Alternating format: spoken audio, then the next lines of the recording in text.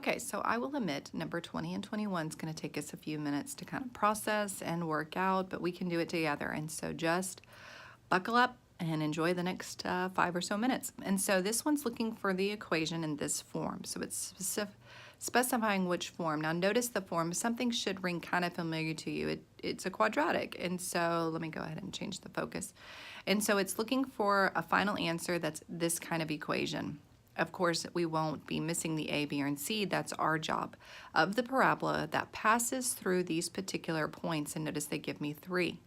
What is the vertex of the parabola?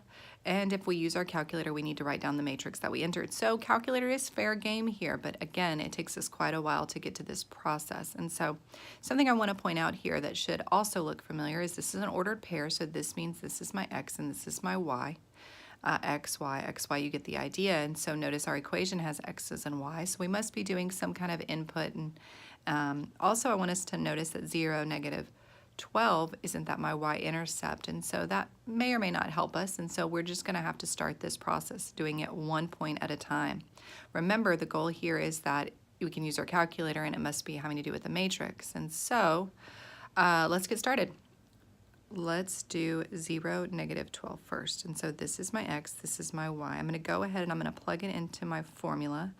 Y equals ax squared plus bx plus c. And so I get my y is negative 12 equals a, because I don't have an a value, but I do have an x value squared, plus b times 0 plus c.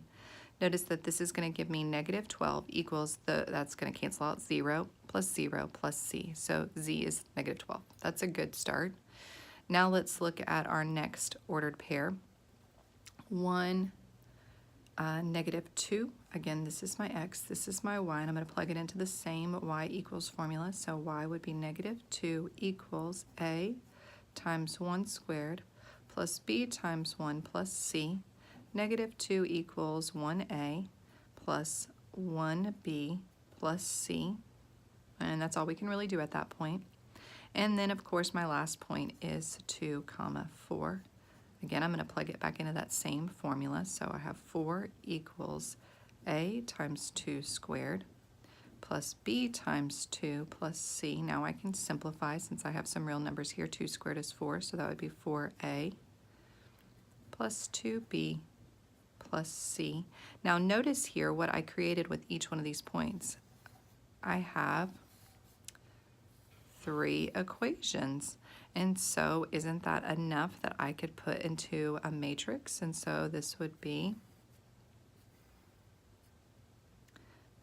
we can even start with this one. I think this would help us. Now remember, our constants go over here, and so really this is 4, 2, 1, 4. This 4 is the constant 4, because this is going to be my A column, B column, and C. So when I solve it, it'll be C is equal to, yes, so we'll get there. Now this formula would be, this equation into the matrix would be 1, 1, 1, negative 2. And this would, of course, be 0 A's, 0 B, and 1 C, and that is equal to, negative 12. Now, of course, I would recommend putting this in my calculator. And if you were to put that in your calculator, and do RREF, this is what you would get. You would get 1, 0, 0, negative 2, 0, 1, 0, 12, 0, 0, 1, negative 12. And so, well, what does this mean in plain English? This means my A value and my original formula is now going to be equal to negative 2. My B and my formula is now going to be equal to positive 12. And of course, we knew all based on that first equation that my C was going to be negative 12. So the ultimate goal was to get it into this equation, and then of course to find the vertex of that quadratic. And so how do we do that based on this data? So now it's going to read y equals, we have an a value now, that's negative 2 x squared plus 12x, because we have a b value, plus, or minus 12. And now we have a quadratic. And so, of course, a nice helpful guide here is you could always put it into your calculator after you've done this calculator work with the matrix, but you could also go into the y equals, and you could put it under, you could use this equation, so negative 2x squared plus 12x minus 12, and then go to the table. Notice we should have these three ordered pairs, so let's see if they're there. We should have 0, negative 12, 0, negative 12, because it said it passed through these points. We should have 1, comma, negative 2, and we should have, there's a little bit of a glare on your screen, 2, comma, 4, and sure enough, it's there. So I feel confident that this is the equation that would go through these points, and so my final step here is to find my vertex. And of course, your calculator can do that also, but I'm just going to remember my vertex formula.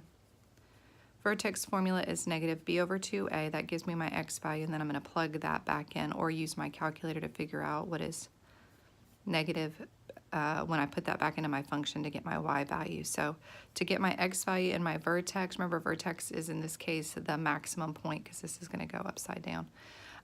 So that would be negative, my b is 12 over 2 times a, which is a negative 2, and so we get negative 12 over negative 4, which would give me a positive 3.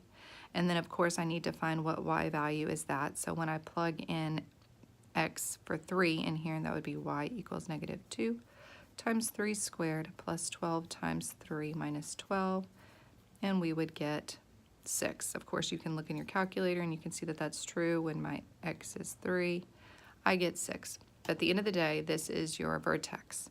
Your vertex, remember, is in this case, since this is going to be an upside down parabola, is this point right here. It's your max point. And so my vertex for this problem is 3, 6. Of course, there's different ways you can utilize the graph, and you could do a trace, and you can find your vertex that way. And so max